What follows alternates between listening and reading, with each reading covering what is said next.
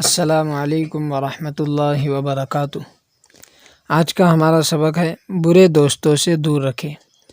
اپنے بچوں کے دوست پر کڑی نظر رکھیں، اس لیے کہ اگر برے دوست کی صحبت مل جائے تو پھر لاکھ روکنے کے باوجود آپ کی اولاد بھی بری عادتوں میں ملوث ہو کر ہی رہیں گی، اور دوستی کے نتائج دنیاوی معاملات تک ہی محدود نہیں رہتے بلکہ اس کا بندے کی آخرت پر بڑا گہرا اثر پڑتا ہے۔ رسول اکرم صلی اللہ علیہ وسلم نے فرمایا، الرجل علی دین خلیلہ فلینظر احدکم من یخالل۔ آدمی اپنے دوست کے دین پر ہوتا ہے، لہذا تم میں سے ہر شخص کو یہ دیکھنا چاہیے کہ وہ کس سے دوستی کر رہا ہے۔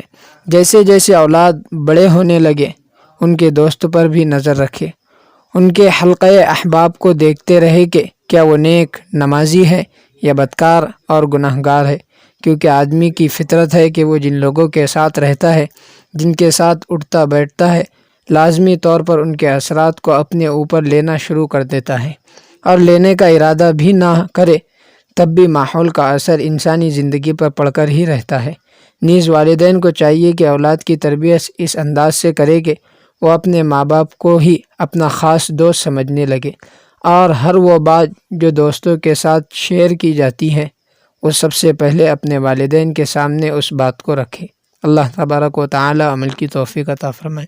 السلام علیکم ورحمۃ اللہ وبرکاتہ۔